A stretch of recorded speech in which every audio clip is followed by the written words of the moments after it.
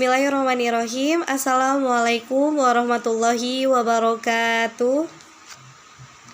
Salam sejahtera bagi kita semua. Pertama-tama, marilah kita panjatkan puja dan puji syukur kita kepada Tuhan Yang Maha Esa, karena atas berkat dan rahmat-Nya kita telah diberikan kesehatan. Semoga kita cepat bertemu dan wabah ini cepat selesai. Sebelumnya, perkenalkan, nama saya Mumun Munawaroh, perwakilan dari kelompok 4, akan mempresentasikan hasil dari kerja kelompok kami tentang program aplikasi penjualan. Untuk lebih jelasnya, saya persilahkan untuk rekan-rekan saya untuk mempresentasikan hasil dari kerja kelompok.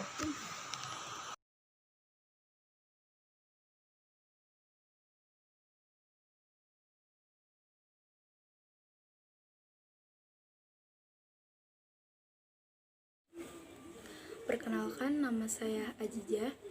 Saya di sini akan menjelaskan latar belakang dan teori dalam mengenai program yang dibuat. Nah, sebelum itu, kenapa sih program ini dibuat gitu? Ketika kalian membuka sebuah toko butik dengan berbagai jenis-jenis pakaian yang tidak terlalu banyak dan omset yang diperoleh dalam penjualan masih kecil, itu tidak akan dipusingkan dengan pencatatan dan laporan bisnis yang dibuat gitu kan. Akan tetapi beda halnya saat bisnis butik Anda mulai berkembang pesat gitu dan menjual berbagai macam jenis-jenis pakaian yang beragam. Pasti itu akan membutuhkan beberapa bantuan. Nah, salah satunya aplikasi penjualan kan. Dikarenakan dalam aplikasi penjualan ini tidak repot-repot mengelola laporan secara manual gitu. Ya, oleh karena itu gitu, kami mencoba untuk menggunakan aplikasi penjualan sebagai alat untuk mempermudah dalam mengelola bisnis butik dan tentunya dapat mengefisiensi waktu dan tentunya juga mempermudah pekerjaan petugas kasir. Nah, dan juga dalam mengaplikasikan program ini sangatlah mudah. Kita hanya perlu memasukkan kode barang, ukuran barang, dan jumlah yang dibeli. Nah, selanjutnya landasan teori, yaitu aplikasi sistem informasi penjualan. Nah, kenapa sih aplikasi penjualan sangat penting? Menurut Anonim, aplikasi adalah suatu program komputer dengan sebuah interface. Mampukah manusia untuk menggunakan komputer sebagai alat untuk menyelesaikan suatu tugas tertentu? Contoh, aplikasi seperti Microsoft Word, Microsoft Excel, dan lainnya. Satu aplikasi berhubungan erat dengan program yang siap pakai. Program yang direka untuk menyelesaikan suatu fungsi bagi pengguna atau aplikasi yang lain, aplikasi akan menggunakan sistem operasi OS. Komputer dan aplikasi yang lainnya mendukung. Jadi, aplikasi adalah suatu bagian dari perangkat lunak yang dapat digunakan untuk menyelesaikan masalah-masalah yang khusus dihadapi user dengan menggunakan kemampuan komputer. Nah, di situ kan tertulis jelas gitu ya. Aplikasi adalah suatu bagian dari perangkat lunak yang dapat digunakan untuk menyelesaikan masalah-masalah. Jika kita membuka suatu bisnis, tentu saja kita perlu membuat sebuah laporan kan. Dan laporan tersebut tidak mungkin kita buat dengan secara manual. Tentunya itu akan sangat beresiko, entah itu kesalahan dalam penghitungan atau apapun. Dalam aplikasi penjualan kita sangat dibantu karena kesatu mempermudah pendapatan barang, yang kedua efisiensi pencatatan harga jual gitu, yang ketiga menambahkan kondisi persediaan secara akurat. Nah, dan tentunya masih banyak poin-poin yang menguntungkan gitu, dan yang pasti adalah efisien waktu gitu. Nah, untuk penjelasan selanjutnya saya serahkan kepada rekan saya, Alpiani Wijayanti. Kepadanya saya persilakan. Bismillahirrahmanirrahim. Perkenalkan, nama saya Alfiani Wijayanti. Saya akan melanjutkan menjelaskan dari materi sebelumnya yang akan saya jelaskan. Di sini saya akan menjelaskan tentang 1.2 yaitu sistem. Menurut buku yang dibuat oleh O'Brien pada tahun 2003, sistem adalah kumpulan elemen-elemen yang saling berhubungan atau berinteraksi membentuk satu keseluruhan. Sekelompok komponen yang saling berhubungan bekerja untuk mencapai satu tujuan dengan menerima input dan menghasilkan output dalam satu proses transformasi yang terorganisasi. Dan menurut buku yang dibuat oleh M.C. Lord pada tahun 2001, sistem adalah kumpulan elemen yang terintegrasi dalam satu tujuan umum dan mencapai satu tujuan sasaran. Jadi, sistem adalah satu terintegrasi elemen yang saling berhubungan yang sengaja dibuat untuk membentuk proses kerja yang terorganisir untuk mencapai satu tujuan. Dan selanjutnya saya akan menjelaskan 1.3 yaitu tentang penjualan. Menurut buku yang dibuat oleh Romney pada tahun 2003, penjualan merupakan satu set rekursif dari kegiatan bisnis informasi terikat yang dihubungkan dengan penyediaan barang dan layanan, pelanggan serta penerima pembayaran dan penjualan tersebut. Namun, penjualan diartikan juga sebagai suatu proses yang membuat penjualan menentukan, melakukan, dan memuaskan kebutuhannya,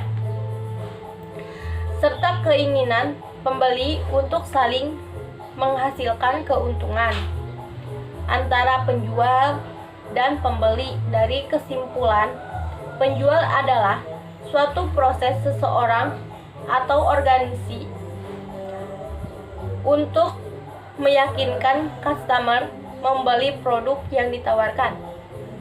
Sekian dari saya, selanjutnya akan dilanjutkan oleh rekan saya.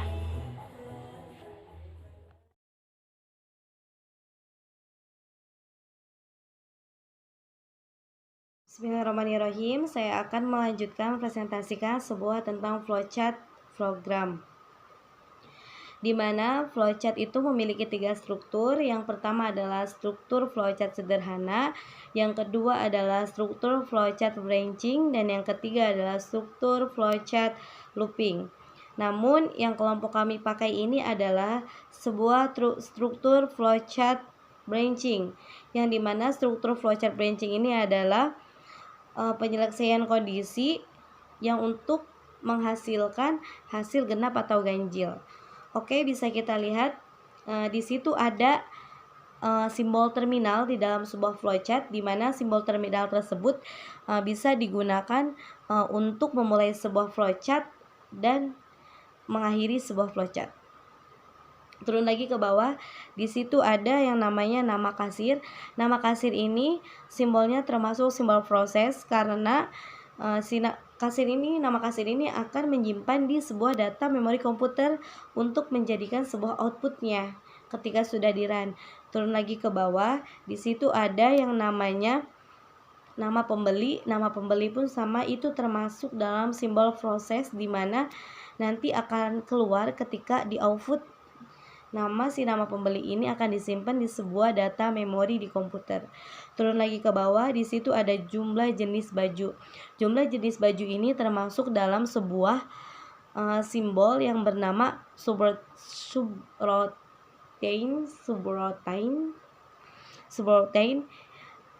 yang digunakan untuk menjalankan sebuah program, menjalankan sebuah proses. Jadi jumlah semua jenis baju ini dia akan memiliki sebuah proses jumlah jenis baju. Jadi nanti di dalam flowchart ini ke bawah nanti ada di mana dia akan membeli baju apa, kodenya berapa, dan ukurannya apa. Nah, ini termasuk di dalam sebuah. Nah, turun lagi ke bawah, di situ ada nama jumlah jenis baju. Nah, jumlah jenis baju ini termasuk di dalam simbol subroutine, di mana simbol tersebut adalah untuk menjalankan sebuah proses. Jadi simbol tersebut ini akan berproses. Baju apa yang akan kita beli, ukuran apa yang akan kita. Turun lagi ke bawah, di situ ada nama masukan kode. Masukan kode ini termasuk dalam sebuah simbol yang bernama proses. Artinya, dari setiap simbol ini satu atau seterusnya dia akan secara berurutan berproses. Terus lanjut lagi. Oke, lanjut lagi. Di situ ada K01. Nah, K01 itu termasuk dalam sebuah simbol Frefortion, di mana simbol tersebut ini adalah pembelian di awal. Tarik lagi ke kanan, di situ ada gamis. Gamis itu termasuk dalam sebuah simbol proses. Nah, setelah simbol proses, maka tarik lagi ke kanan, di situ ada size, yaitu ukuran, di mana size ini termasuk dalam sebuah simbol yang berurutan. Oke, lanjut lagi ke bawah, yaitu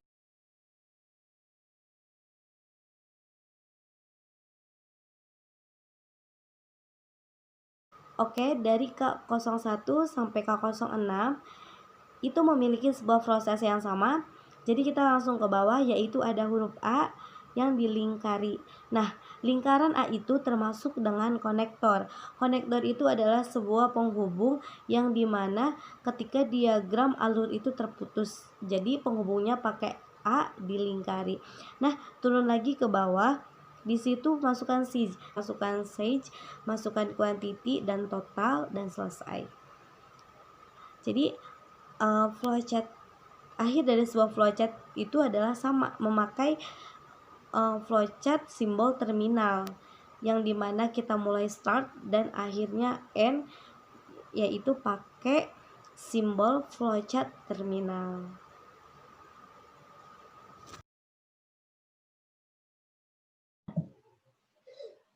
Oke, baik. Perkenalkan, nama saya Utama Aji. Di sini saya akan menjelaskan tentang tampilan program aplikasi penjualan toko baju Barokah.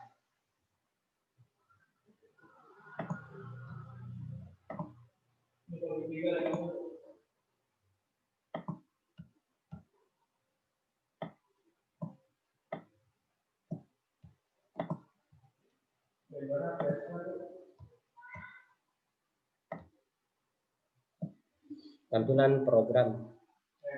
Nah, ini adalah tampilan awal dari program kami. Program aplikasi kasir atau penjualan toko baju Barokah. Nah, di tampilan awal ini terdapat list kode barang, list jenis pakaian, list ukuran, dan list harga pakaiannya. Bisa kita lihat di sini harga pakaian ini menyesuaikan dengan jenis pakaian dan juga jenis ukuran pakaiannya. Nah, selanjutnya kita akan menjalankan program ini. Nah, kemudian di sini kita masukkan nama PIC kasirnya atau nama PIC kasir yang ada di toko baju Barokah ini. Misalkan nama kasirnya itu Bu Ziza. Nah, kita di sini tinggal masukkan namanya Bu Ziza. Nah, kemudian terus selanjutnya masukkan nama pembelinya. Misalkan namanya Mbak Mumun Munawaroh. Kemudian setelah itu kita input banyaknya jenis baju yang dibeli oleh Mbak Mumun ini. Misalkan si Mbak Mumun ini beli 3 jenis pakaian, kayak misalkan gamis koko, dan juga batik. Nah, maka kita di sini input sejumlah 3 karena nantinya akan muncul data atau jenis pakaian yang akan dibeli sebanyak 3 data atau 3 jenis. Nah, jikalau misalkan si Mbak Mumun ini beli 4, maka di sini kita masukkan 4. Nah, nanti akan muncul sebanyak 4 data atau 4 jenis.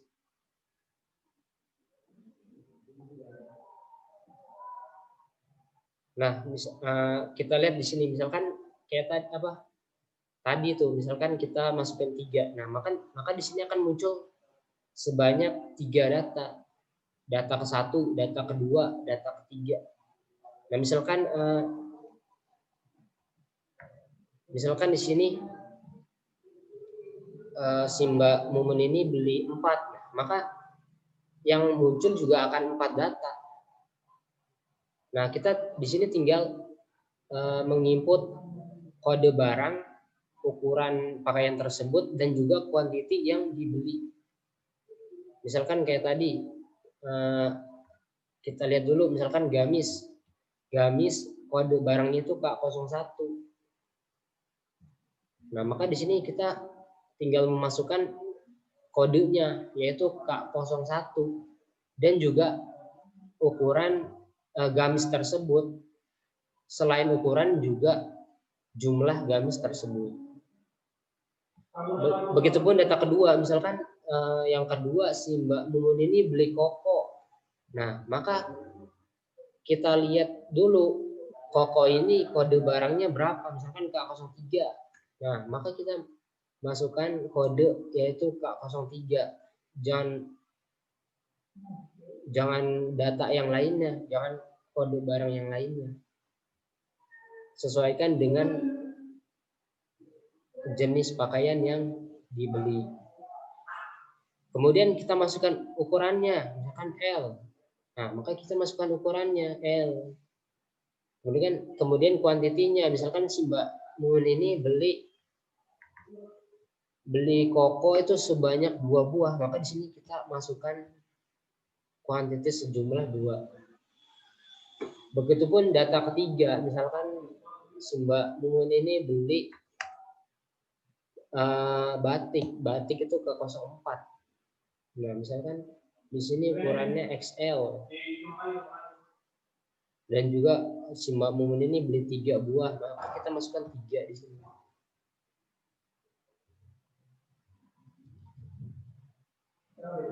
Nah, seperti penjelasan di sini, kemudian akan muncul tampilan seperti ini. Dan selanjutnya kita tinggal memasukkan kode barang berdasarkan jenis pakaian yang dibeli, ukuran barang, dan kuantiti atau jumlah pakaian yang dibeli. Nah, setelah kita memasukkan atau menginput data pakaian yang dibeli, maka akan muncul struk pembayaran seperti ini. Struknya misalkan toko baju barokah. Di sini juga terdapat PIC kasir yang tadi diinput, kayak misalkan Mbak Ziza nih, dan juga nama pembeli tadi yang sudah diinput.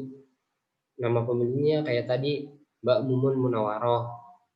Selain itu, di sini di struk ini juga terdapat list kode barang yang dibeli tadi, atau daftar kode barang yang dibeli tadi. Kayak di sini misalkan yang pertama itu gamis K01, K03, K04.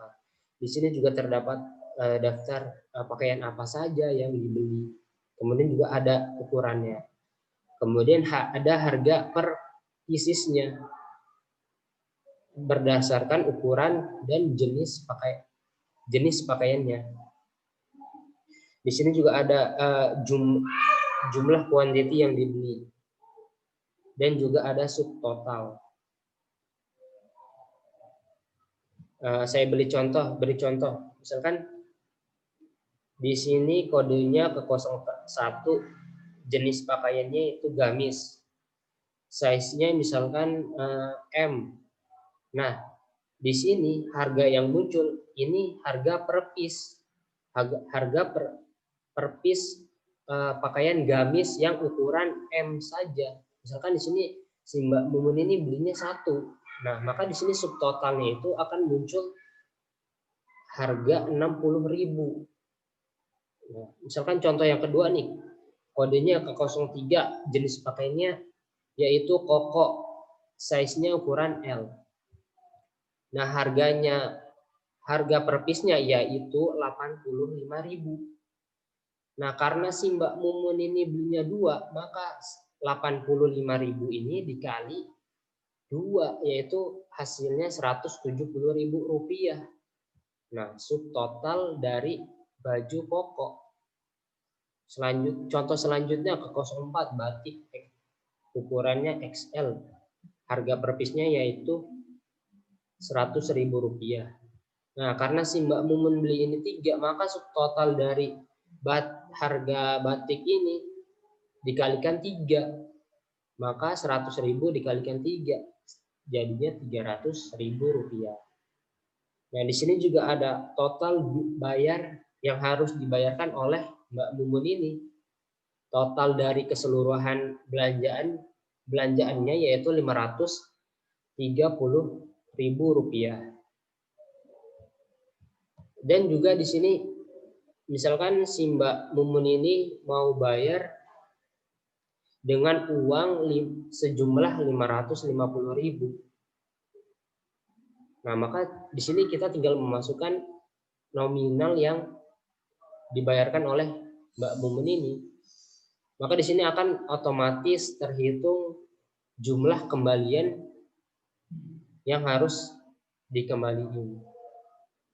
Kayak ini misalkan total belanjanya 530.000.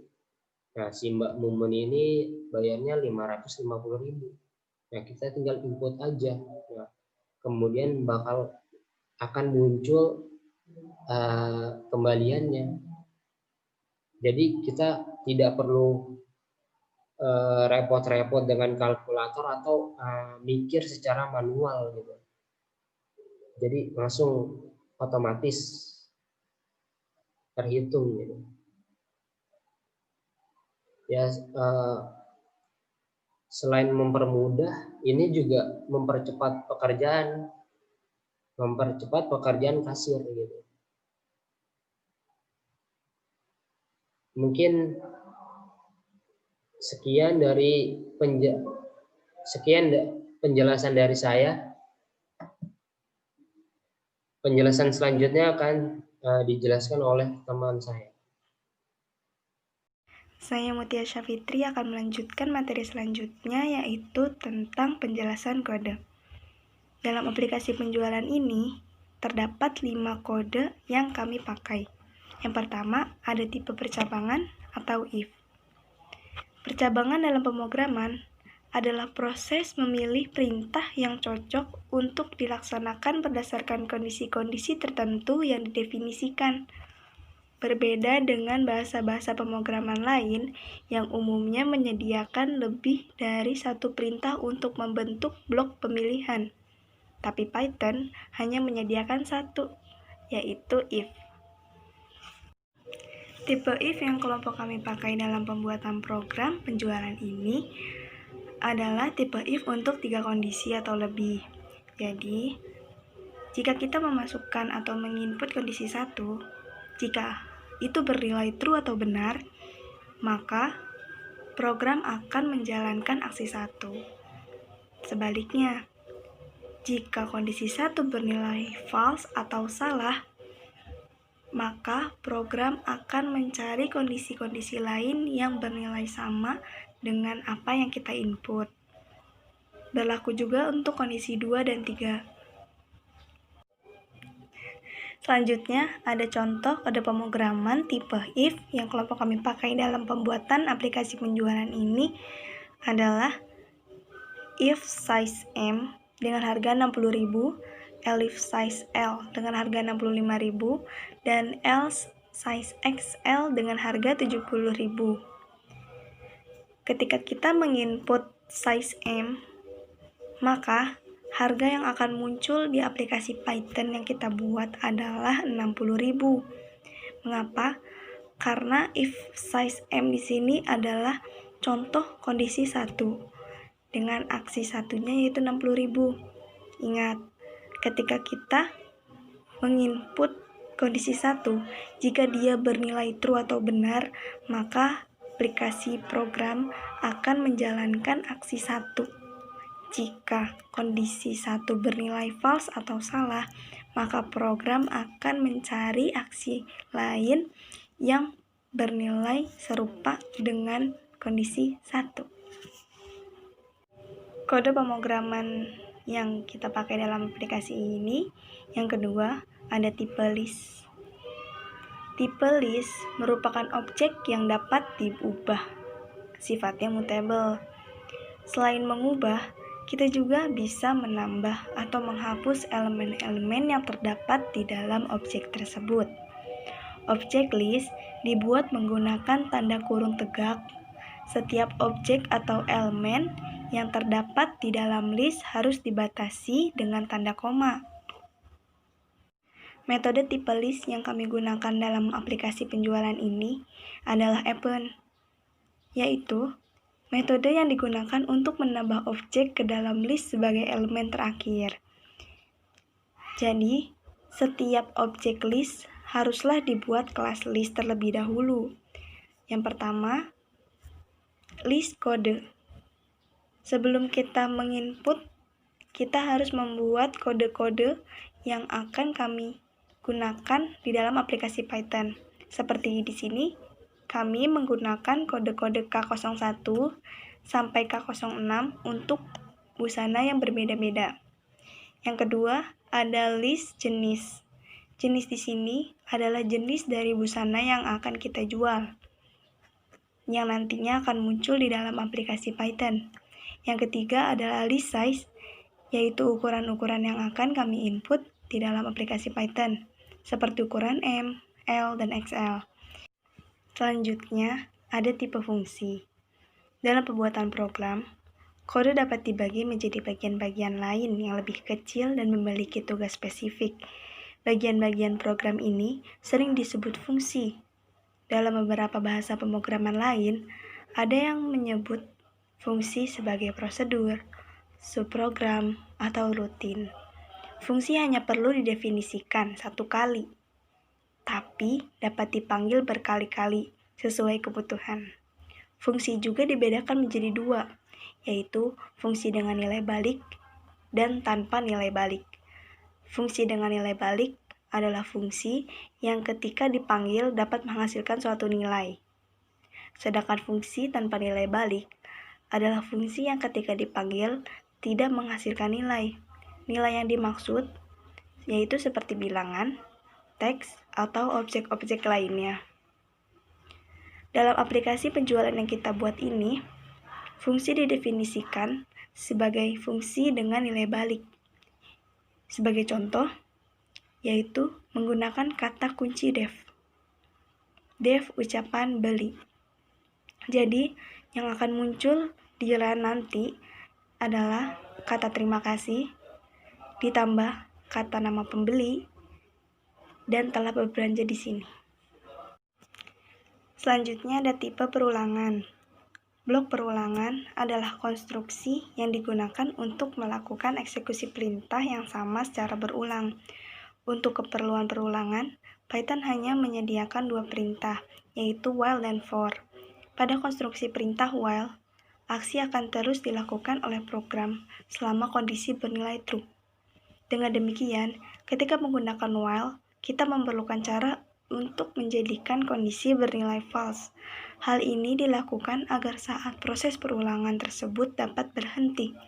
Jika kondisi tidak pernah bernilai false, maka perulangan akan dijalankan secara terus-menerus tanpa henti. Bayangkan, jika kita membuat program yang aksinya terus bernilai true, maka perulangan akan secara terus-menerus dilakukan tanpa henti. Makanya, ketika menggunakan perulangan, harus mencari cara agar aksi bernilai false. Di sini juga ada perulangan for, yaitu perulangan yang termasuk dalam counted loop, karena kita bisa menentukan jumlah perulangannya. Seperti contoh, for x in range 7, print item. Pada kode itu, program akan menelusuri seluruh elemen data yang dihasilkan oleh fungsi range 7, yaitu 0, 1, 2, 3, 4, 5, dan 6. Masing-masing elemen yang ditelusuri akan disimpan ke dalam variabel x. Kenapa dimulai dari 0? Karena setiap fungsi range atau setiap perulangan, nilai x pertama adalah 0. Jadi, nilai variabel x yang ketujuh akan bernilai 6. Selanjutnya ada tipe string. Nilai string adalah kumpulan dari angka-angka dan huruf, di mana tidak bisa dilakukan suatu operasi aritmatika operator. Dua buah objek string dapat disambung menggunakan operator plus atau tambah. Namun, perlu diingat bahwa string di dalam Python merupakan objek yang bersifat immutable, yaitu nilainya tidak bisa diubah. Dengan demikian, proses penyambungan terhadap string akan menghasilkan objek baru. Dalam aplikasi penjualan ini, kami mencoba untuk mengkombinasikan 3 buah objek string yang disatukan atau dipadukan dengan operator plus atau tambah, yaitu dari kata terima kasih ditambah dengan nama pembeli ditambah telah berbelanja di sini. Dengan begitu, kami bisa mengkombinasikan 3 objek sekaligus dalam satu kata yang akan menghasilkan objek baru.